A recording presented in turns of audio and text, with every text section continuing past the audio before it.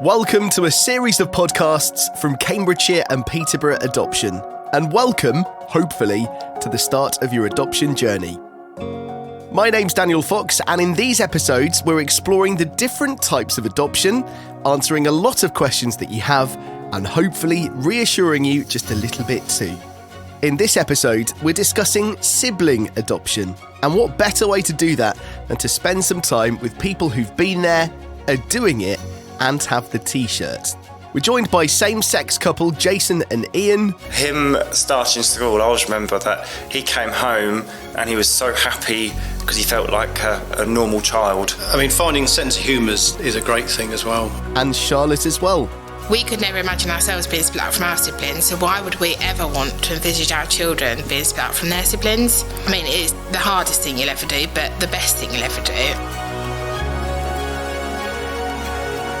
This, by the way, is the second of two podcasts on sibling adoption, and if you haven't heard the first one yet, then load that one up now. For the second half of our conversation, I wanted to talk to our adopters about the importance of sibling adoption, why it's so vital. And Jason went first. Personally, I would say keep the family group together. And I think logistically it would make sense because it could actually be very problematic if you've got one child housed with one family, the other child with another family, then you've got to do the whole coordination of letting them see each other. Ideally, keep that family group together, grow as a family, and for us it's worked. Here's Charlotte again. I think for us, it's very much the same in that we could never imagine ourselves being split up from our siblings, so why would we ever want to envisage our children being split up from their siblings?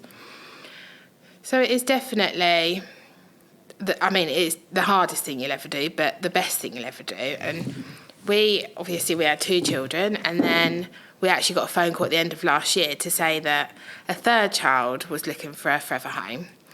And in that moment, my other half agreed before he'd even told me. But we always looked at it from the point of view that we adopted our children, but we also adopt the birth family, and the fact that one day, if our children want to see their birth family, we'll do that as a family unit together.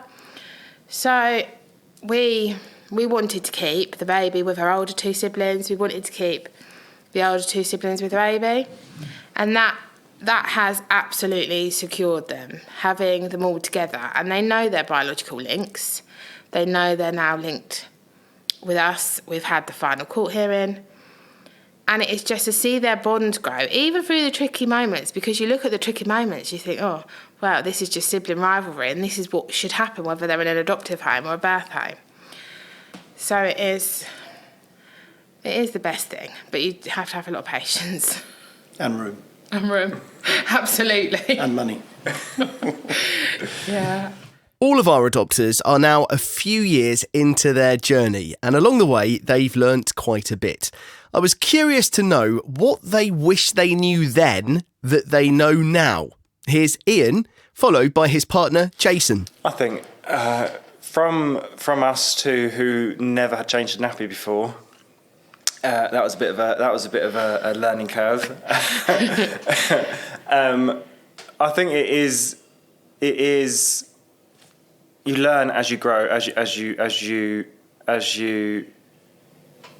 develop with your children as well. Yeah, and go through the journey. I think, and grandparents, parents, brothers and sisters, they're all there to help and support. But it is how you deal with things and how you see fit and how the right things you feel. It is. I think that's the. You can do all the research and you can read all the books and you can go on the training courses. And at the end of the day, there isn't a manual that comes with this. Like every parent, you go through your own journey and make it how you want to make it. Every family's different, isn't it? It's there's no set way of doing this or doing that. It is a learning curve every day. That's what. It's a continuous learning curve, isn't it? Because just when you think you've mastered one thing, the behaviour changes, or they go up to a different year in school and you're mastering something new, and it's. They chuck different things. We've tried to explain that you can be a single parent, you can have you can be with a mum or a dad or two mums, two dads, and trying to just explain that this is, for us it's normal, and we don't want them growing up feeling that there's something different. That's why, going back to about the parenting side of it, that's why we're as we are.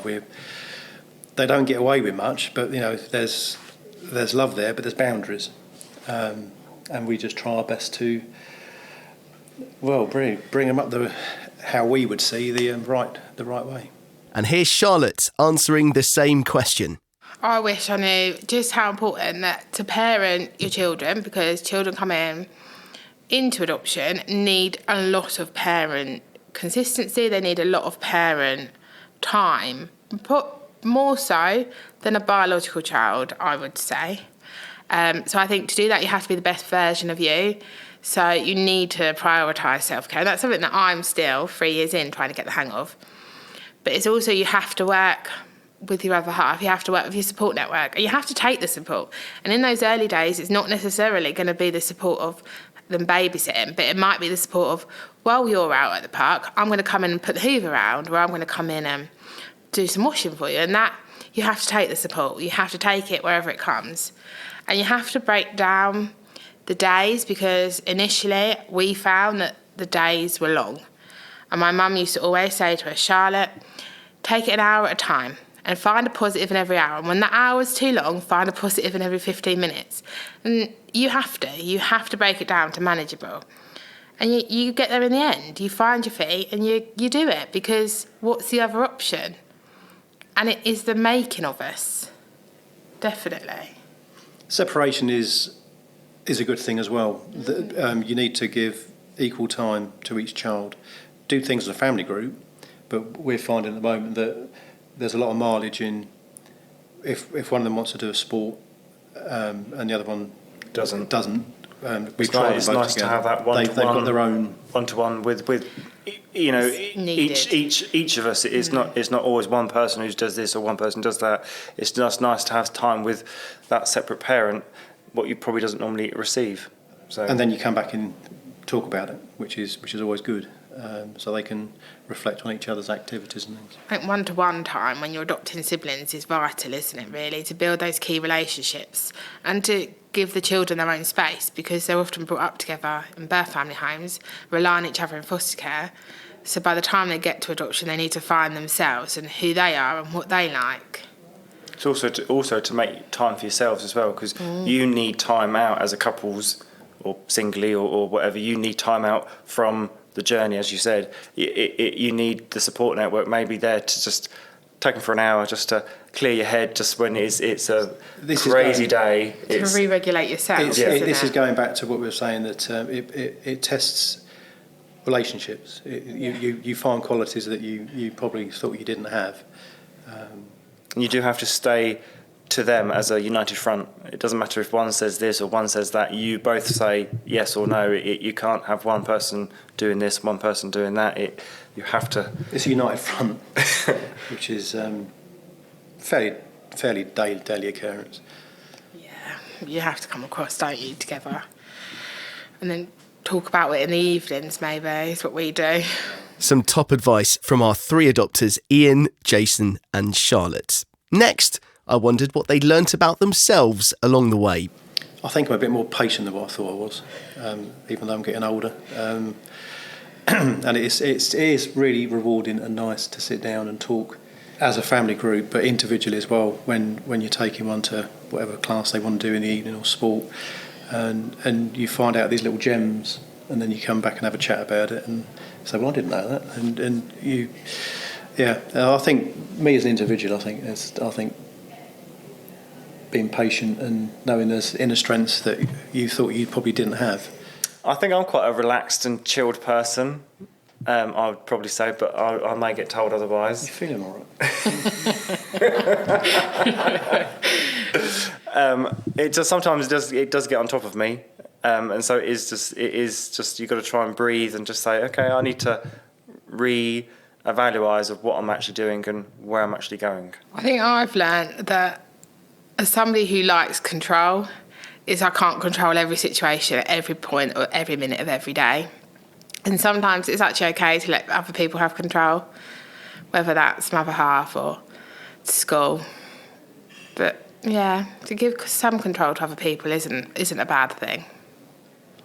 It's also getting towards a stage of letting boundaries go a little bit as well, and as their independence grows, it's, how can I put it? It's trying to get it in your head that it's actually okay to let them have that little bit of freedom.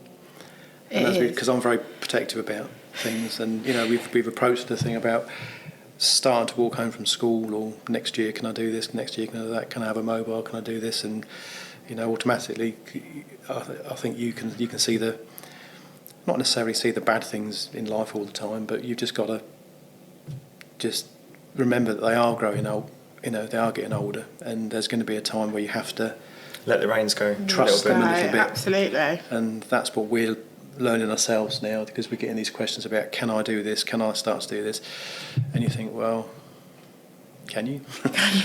It takes some time though, doesn't it?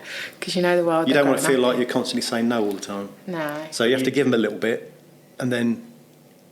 But how much do you let the reins off? That is the problem. Is it? Do you go full hog, or do you do it gradually, or do you? Yeah, it's. It is, isn't it? Because once you let the reins go, they love to compare with what friends are doing, and we have to be sort of say, well, once you've let it off, you can't go back. Maybe we won't let you do that, because and you go through the reasons why.